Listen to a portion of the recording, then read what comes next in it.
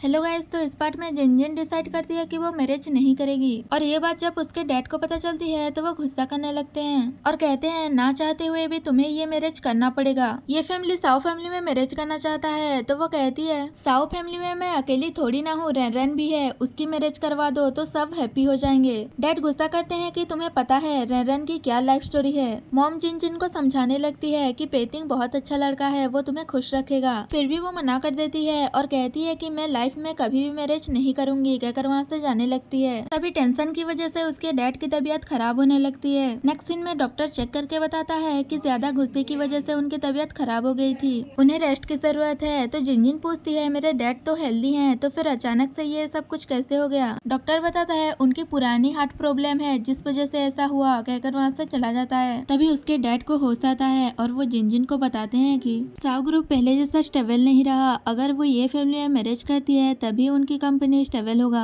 ये सारी प्रॉब्लम सुनकर वो मैरिज के लिए मान जाती है। तभी वो नैनी मिस्टर साओ के लिए सूप लेकर आती है और बताती है कि ये उसकी ब्लड प्रेशर के लिए सही रहेगा। पर जिनजिन को कुछ डाउट होता है और वो उसे ये कहकर वहाँ से भेज देती है कि डैड ने अभी तक ब्रेकफास्ट नहीं किया तो जाकर लेकर आओ। वो जैसे ही वहाँ से जाती है जिनजिन उस सूप को एक बोतल में पैक कर लेती है और सोचने लगती है कि पास्ट लाइफ में उसकी डेथ ऐसी ही दिखने वाली एक मेडिसिन से हुई थी और उसकी पेरेंट्स की डेथ भी सडन इलनेस की वजह से हुई थी। और वो जैसे ही रूम से बाहर आती है तो वो नैनी भी आ जाती है। जिनजिन उसे बताती है कि मेरे डैड ने कहा उन्होंने ब्रेकफास्ट कर लिया है तो उनके लिए कुछ और लेकर आओ। और फिर वो उस सूप को टेस्ट करने के लिए लेकर जाती है और अपने डैड की मेडिसिन भी। तो उसे पता चलता है कि वो पॉइजनस है। ये सुनकर वो शॉक्ड हो जाती है और सीन यही कट होता है। नेक्स्ट सीन में मिसेस सी जिनजिन को कॉल करके डिनर के लिए इन्वाइट करती है और वो बताती है कि मैरिज की बात डिस्कस करनी है, मैंने पहले तुम्हारे ओपिनियन नहीं पूछा था, इस बार हम अच्छे से बात करेंगे। तो वो अपने डैड के बारे में सोचकर हाँ कह देती है और फिर मिसेस सी कहती है मैं तुम्हें एड्रेस भेज दूंगी, तुम आ जाना। वो जैसे ही रेस्टोरेंट पहुंचकर मिसेस सी को कॉल करती है तो वो कहती है मैंने एक प्राइवेट रूम बुक किया है तो तुम वहाँ मेरा वेट करो, मैं थोड़ी देर में आती हूँ। तो वो अंदर जाती है और देखती है कि वहाँ पर पेटिंग है। उसे देखकर वो शॉक्ड हो जाती है और कहती है तुम यहाँ क्या कर रहे हो, यहाँ तो मुझे आंटी ने बुलाया था। और वो फिर से मिसेस सी को कॉल करके पूछती है कि आपको कितना टाइम लगेगा। वो कहती है मैंने वेटर को बोल दिया है, वो तुम्हें फूड सर्व कर देगा, मैं बस आ ही रही हूँ। और फिर उसे मजबूरन पेटिंग के साथ डिनर करना पड़ता है। तो वो कहता है तुम अपना ड्रामा बंद करो, मुझे पता है कि तुम ये सब प्लानिंग प्लॉटिंग मुझसे मैरिज करने के लिए कर रही हो। जिनजिन शॉक्ड होकर कहती है ये तुम क्या कह रहे हो। तो वो कहता है तुम्हारी हिम्मत कैसे हुई मेरे खिलाफ प्लानिंग करने की। जिनजिन लाइट ऑन करके कहती है मैं तुम्हें सच बता रही हूँ, मुझे तुमसे शादी करने में कोई इंटरेस्ट नहीं है, तुम रेन से मैरिज कर सकते हो। तो वो कहता है मैं उससे प्यार नहीं करता। जिनजिन पूछती है क्या उसने तुम्हारी जान नहीं बचाई थी। पेटिंग बताता है कि उसने बस मुझे पानी से बाहर निकाला था, इसलिए मैंने उसे उसके साथ रहने का प्रॉमिस किया था। वो कहती है तुम्हें लगता है कि मैं तुमसे मैरिज करना चाहती हूँ। पेटिंग कहता है और नहीं तो क्या, इसलिए तो तुमने रेन के साथ ये सब कुछ किया। जिनजिन क्लियर करती है कि ऐसा नहीं है, तुम्हें रेन की फोटोज पर बिलीव करना चाहिए। और वैसे भी मैं इस मैरिज के लिए इसलिए मानी क्योंकि मेरे डैड की तबीयत खराब है, हम दोनों की एंगेजमेंट बस एक एग्रीमेंट है, तो हम दोनों को डिस्टेंस मेंटेन करना चाहिए कहकर वहाँ से जाने लगती है। और जाते जाते कहती है अगर तुम रेन से मैरिज करना चाहते हो तो अपने लिए फाइट करो और ऐसे दूसरों को ब्लेम मत करो कहकर उसे मम्मस बॉय कहकर वहाँ से चली जाती है। तो पेटिंग सोचता है क्या मैं इसे गलत समझ रहा था और वो उसे इंटरेस्टिंग लगती है। नेक्स्ट सीन में जिनजिन उसके डैड के साथ होती है तो वो पूछते हैं तुम्हारी मॉम बता रही थी कि तुम पेटिंग के साथ डिनर पर गई थी, तो बताओ सब कुछ कैसा रहा। तो वो कहती है अच्छा ही था। वो पूछते हैं कहीं मॉम और डैड ने तुम्हारे लिए लड़का चूज करने में मिस्टेक तो नहीं कर दी। पर जिनजिन इस बारे में बात नहीं करना चाहती थी और वो टॉपिक चेंज करने के लिए कहती है और कहती है आप तो कितना गुस्सा करते हैं, मैं तो डर ही गई थी। डैड कहते हैं अगर मुझे पता होता कि तुम्हारा माइंड ऐसे चेंज होने वाला है तो मैं 1000 बार ब्लड वोमिटिंग करने के लिए रेडी हूँ। पर वो मना करते हुए कहती है कि आप ऐसी बात मत कीजिए, आप बहुत जल्द ठीक हो जाएंगे। तभी वहाँ पर नैनी मेडिसिन लेकर आती है उसके डैड को देने के लिए। तभी जिनजिन उसके पास जाकर जानबूझकर पानी का ग्लास उठाने के बहाने गिरा देती है और डांटने लगती है कि ये पानी कितना गर्म था, तुम कितनी केयरलेस हो गई हो कहकर उसे घर के कामों से ट्रांसफर करके गार्डनिंग का काम करने के लिए कह देती है। उसके बाद डैड कहते हैं तुम्हारे एडॉप्टेड पेरेंट्स ने मुझसे कांटेक्ट किया था, वो इस शहर में आने वाले हैं और वो तुम्हें मिस कर रहे थे, इसलिए जब तक वो यहाँ रहेंगे तुम उनसे मिलने चले जाना। ये सुनते ही जिनजिन खुश हो जाती है और उन्हें थैंक यू कहकर वहाँ से चली जाती है और यहाँ पर ये पार्ट खत्म हो जाता है।